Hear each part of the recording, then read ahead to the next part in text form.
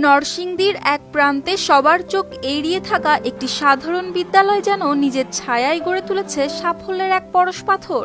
কিন্তু মানুষ এখন এই শিক্ষা প্রতিষ্ঠানকে চিনছে অন্য নামে, জিপিএ-5 এর কারখানা বলে। 2025 সালের এসএসসি পরীক্ষায় আবারও বিস্ময় তৈরি করেছে তারা।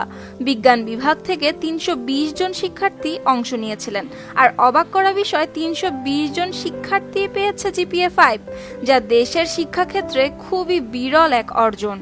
বিদ্যালয়ের প্রধান শিক্ষক জানিয়েছেন, অনলাইনে ফল প্রকাশের পরই আনন্দের খবরটি তারা পেয়েছেন।